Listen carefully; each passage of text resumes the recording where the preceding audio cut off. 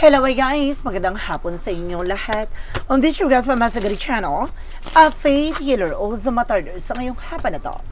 Tingnan natin sabihin sa inyo ng ating mga gabay. So this is a monthly gabay for the month of October 2025 for the sign of Virgo. So Virgo, welcome to my channel. Ano kayong messages, advices ng spirit guides ang ating masasaga for today's video?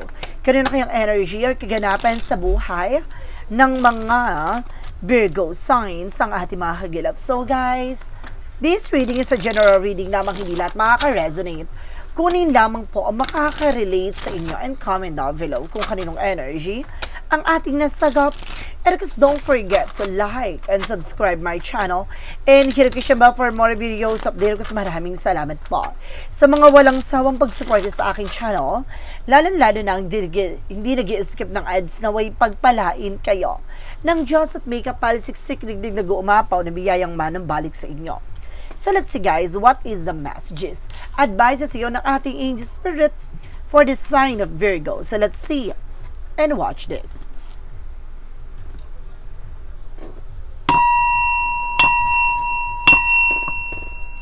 Angel Spirit Guides, please give me an information po.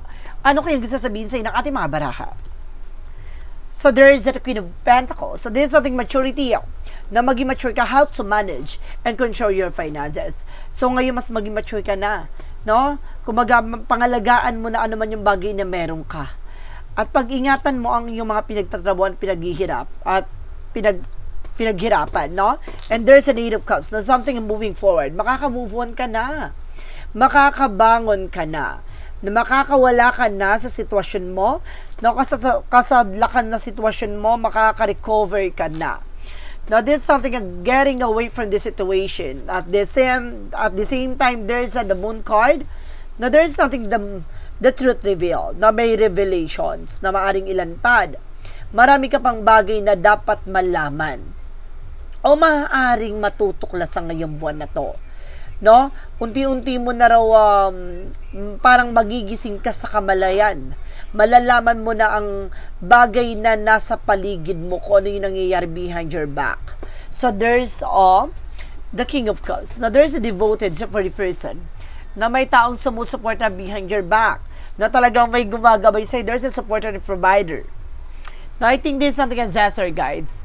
Now at the same time, there's a magician for manifestation. May mga bagay na unti-unti mo na raw mamamanifest. Now, there's something na parang maaaring makukuha mo. There's a desires into reality. No, makakamit mo siya. And of course, you are being creator of your own story or of your own life. So, ikaw yung gagawa na ikabubuti at kasasama mo. There's a reflection. Na mag-ingat ka, lahat ng gagawin mo, may kaakibat yan na consequences. So, dapat gawin mo in a good way. Now, there is a Queen of Swords. Now, there is a clear the boundaries. Linisin mo. Ano man yung mga bagay na nasa paligid mo, yung mga bagay na makakasira sa'yo, o yung mga hindi nagsiserve sa'yo, dapat malayo pa lang tanaw na tanaw mo na. No, ano man yung magiging posibilidad, ano man yung magiging kalalabasan, kailangan aware ka. There is the Queen of Pentacles, represented with the Nine of Pentacles. There is a potential for abundance. No, may potential ka para maging malago. No, para maging masagana buhay mo. No, magiging maganda takbo ng iyong pamumuhay. At gaganda na ang iyong hanap buhay o negosyo o resource of income. And there's a Six of Pentacles. See? Makaka-recover ka na with the Eight of Cups, but definitely magtutuloy-tuloy na nga. No? About sa finances mo, gaganda na ang daloy ng pagkakaperahan mo. No? Gaganda na ang iyong sitwasyon. There's a Seven of Wands. Protectionan mo lang. There's a revelation. Ibig sabihin, malalaman mo kung ano ba talaga yung pinanggalingan o punot dulo. No? Ngayong buwan na to, malalaman mo kung ano yung dapat mong proteksyonan. Now, there's a Seven of Wands. You need the protections. No, nang sa ganun, hindi ka na mapasukan ng kahit anong blockages or kahit anong negativities, no, or either even a black magic involved na tututulo, haharang o hakadlang ng swerte mo. No? At the same time, there's the Nine of Pentacles, no, na maging secure ka, na pangalagaan mo ano man yung bagay na pinangahawakan mo. Pag-ingatan mo ito. No? At the same time, there's a Tower moment for a major changes. This is something a major changes. No, malaking pagbabago magaganap sa buhay mo, na maaaring ikabago nito, na maaaring matagal mo nang inaasam, maaaring makukuha mo at masasakatapanan mo.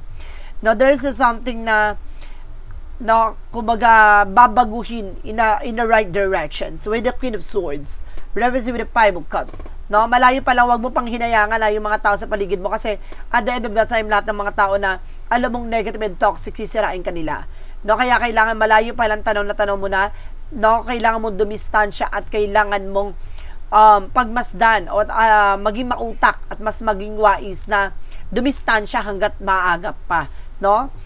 So there is a four of cups, sorry. There's a four of cups, just reevaluate or analyze. No, may mga bagay dito na kailangan mo pag-isipan. No, klaruhin, liwanagin. Hindi ka pwedeng pala desisyon. Kailangan pag-iisipan mabuti. No? And of course, there's a two of wands. By choices, piliin mo lang yung mga bagay na nakakatulong sa'yo, yung bagay na alam mong importante at mahalaga.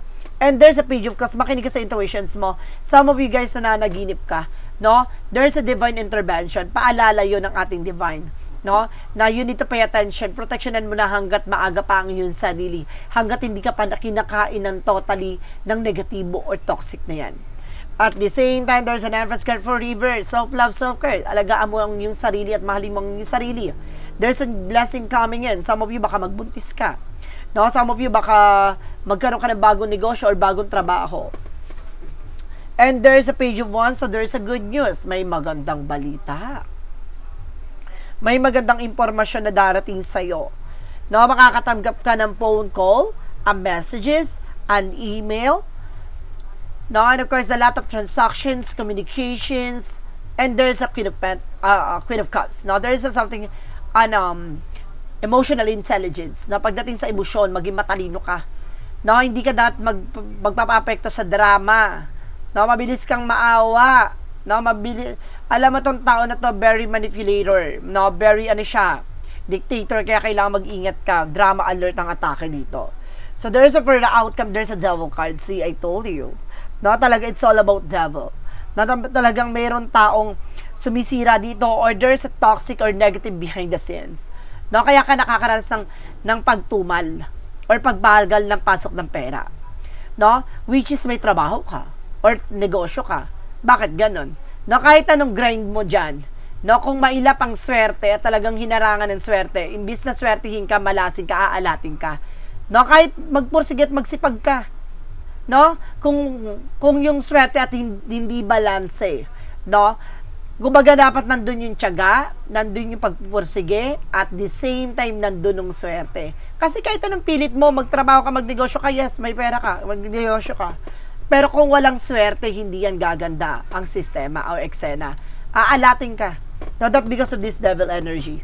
Kaya wag ka mag-alala, wag ka magtaka ha, bakit puro palabas, no?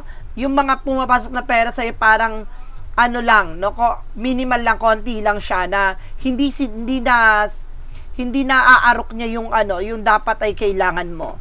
Not the same time, there's the Ace of Pentacles, there's a big shot, a big money coming in. Tulad na sinasabi ko, may malaking opportunities, may malaking perang paparating sa'yo. No, nga lang, there's a potential for abundance, mag-isipan mabuti dahil there's a devil card. Let's see, and there's a the sun card. Binibigyan ka ng linaw na isipan. No, makinig ka sa intuitions mo. May panaginip ka na kailangang proteksyonan ng iyong sarili. At itong bagay na ito maaari magtagumpay ka kung kikilos at gagalaw ka. Kung gagawin mo yung bagay na karapat-dapat para sa'yo. And there's a three of wands waiting for ship. Kung may hinihintay ka paper documents, there's a possible na makuha mo na. There's a trouble din at the same time dito. And there's a Queen of Wands by confident. Lakasan mo ang loob mo. Lakasan mo ang pakiramdam mo. Confident confident is a success. Parang ganun. Kumbaga sinasabi dito, the more na confidence ka, the more na magsasuccess ka. And there's the Kingman. No, there's something the Kingman represent new perspective. No, baguhin mo na yung pananaw mo, baguhin mo na yung mga taong pinaniwalaan mo. Maraming tao sa paligid mo impostor. No?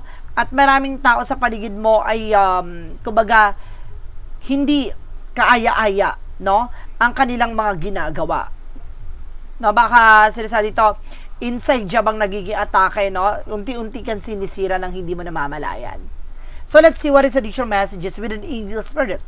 Pagdating tayo, no, sa finances and career, love life at kalusugan. Let's watch this.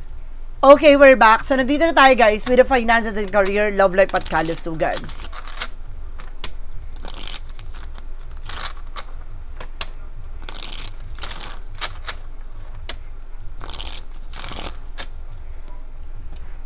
Okay. There is the Five of Pentacles. Some of you nakakaranas ka talaga ng financial loss or financial crisis dito. With the Five of Pentacles. Financial difficulties, kagipitan, there's a Six of Swords, pero makakalaya ka na, no? There's a transition with the Six of Swords, no? Magbabago na ang ikot ng kapalaran sa'yo. And there's a Knight of Wands for slow and steady, no? Mabagal man pero sinisigurado, no? Talagang darating, no? Ang pagbabago sa buhay mo, kumapit ka. At the same time, there is Seven of Swords with a sneakiness, sabi ko na eh. No? Pagdating sa finances or career mo, there's a lot of evil eye. No? Marami nakasubaybay. No? There's a cheating lying on you. There's an impostor. Mag-ingat po kayo. Maraming mga inggitera, there's a death card. Pero katapusan na. No? Katapusan na ng kahirapan mo. Katapusan na ng mga tao na sinisira ka at sinagsisinungaling behind your back. At there's a Six of Cups, no? Especially katrabaho mo to or kaibigan mo or kapitbahay mo or kamag-anak mo. Na matatapos na. Na matatapos na ang kanilang kahibangan, ang kanilang mga pananalbahi sa'yo. No? Itong buwan na to ay maaaring matapos na ang kanilang mga masamang gawain. Na pagdating sa love life, there's the King of Pentacles. Magiging practical ka ngayon, mas magiging mature ka ngayon. No, you are also provider. No, or else, yung person mo is provider, there's an Emperor, very mature. Yung person mo is very mature, or either ikaw yung very mature, no? At the same time, there's a Six of Wands for victory. So, magtatagumpay ka pagdating sa buhay pag-ibig, huwag ka mag-alala. Kung dati, puro bigo, ngayon, tagumpay. No, maaaring magmamahal sa'yo ng tunay. And there's a High Priestess. No, there's an unexpected situation. Na may mga biglaang pagbabago na hindi mo inaakala. There's a Page of Swords, no? There's something na parang nakasubaybay sa itong tao na to. There's a secret admirer. Ang lakas ng tama sa'yo. No, itong tao na to talagang in love. There's a Three of Swords, no? No, pero sinasabi dito parang dahil sa parang nare-reject mo, no, itong tao na to, hindi mo namamalayan na nasasaktan mo lang talaga siya, pero siya yung taong totoong nagmamahal sa iyo. There's a third party din ako dito, na may asawa ka na, pero may taong nagkakagusto sa iyo, no? Let's see. And there's a Two of Cups. Na pagdating sa kalusugan mo, there's a partnership. Same kayo na nararamdaman ng person mo, no? And of course, there's a Two of Swords, there's a indecisions. Nahihirapan ka mag-decide pagdating sa kalusugan mo, no? Hindi mo alam kung ano yung nararamdaman mo.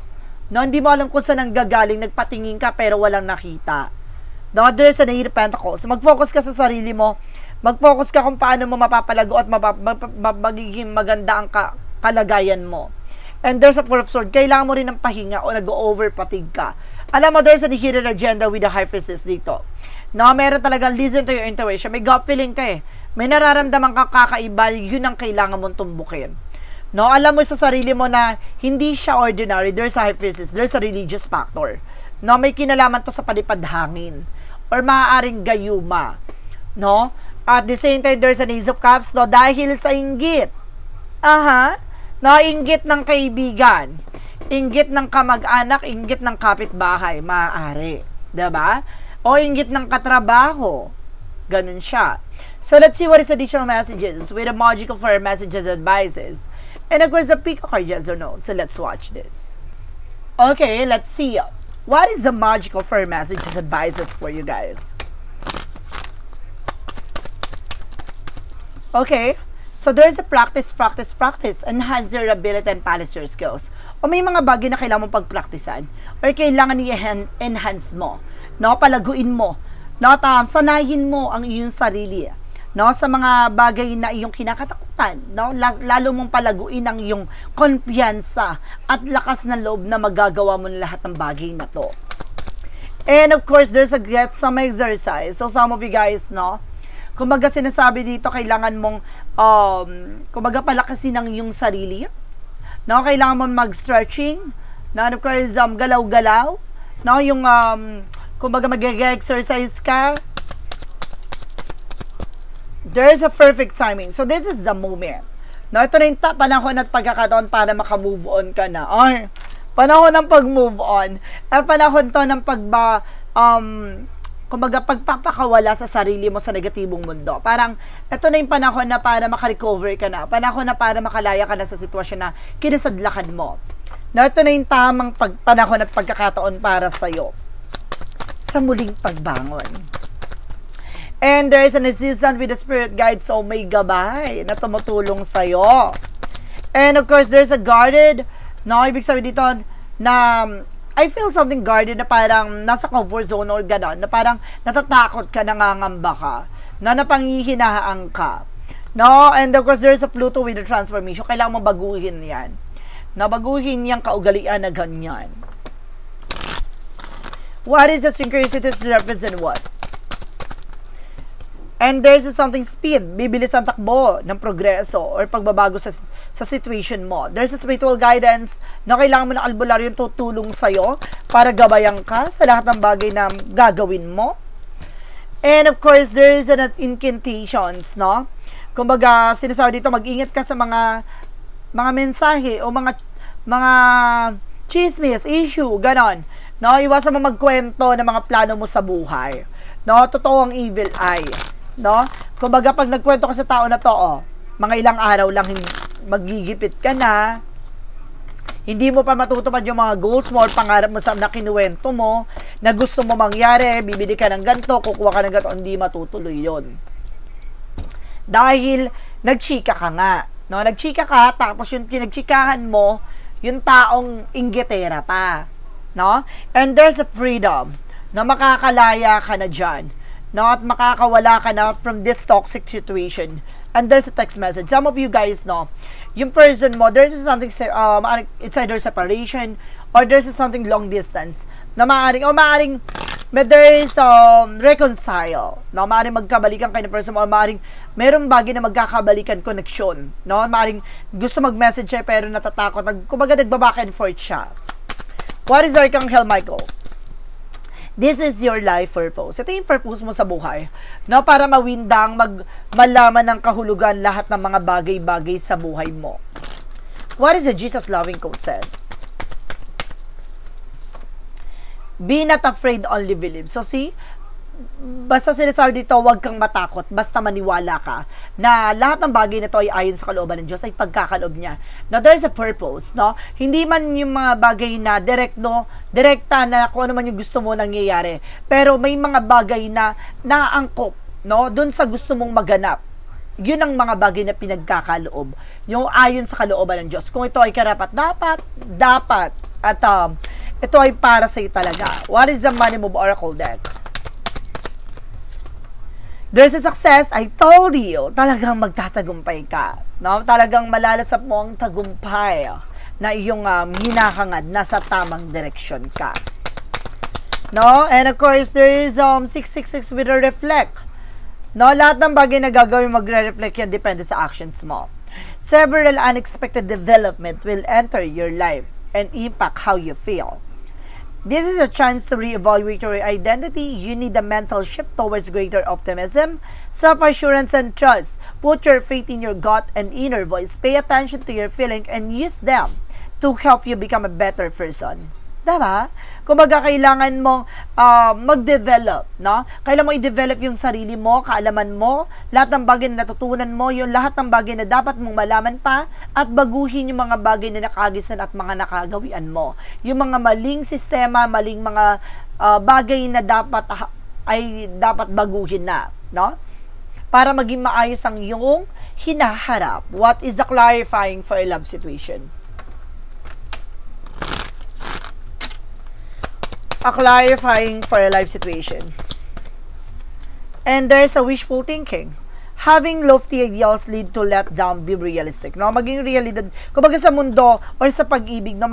Kumbaga wala ditong no? Hindi totoo yung parang si Romeo and Juliet, yung ganong atake. No? Kailangan mong maging totoo sa sarili mo at totoo sa nararamdaman mo.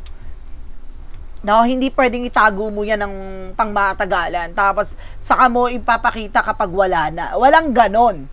And there's a shadow work represent what? Kailangan mo i-showcase talaga kung talaga yung nararamdaman mo. What is a shadow work represent what?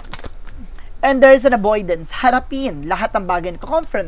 confrontations. No, lahat ng bagay na kailangan mong malaman, lahat ng mga bagay na kinakatakutan at iniiwasan mo, kailangan mo yung harapin. No, doon mo makikita yung bagay na kahinaan mo ay magsisilbing kalakasan mo. What lies beneath with the future?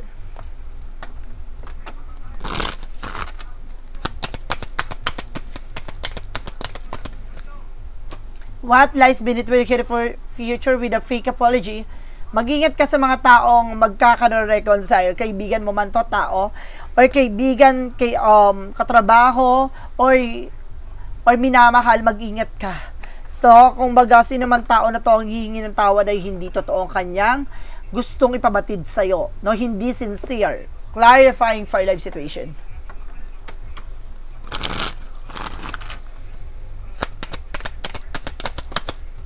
And there's a carried away. Let yourself be caught up in the whirlwind of romantic moment. Parang sinasabi dito, hayaan mo yung sarili mo, nadaling ka. No, sang kabagay talaga nararapat. No, parang hipo-hipo to, nadadaling ka kung talagang itong bagay na to ay para sa'yo talaga. What is a part of the light? Represent what?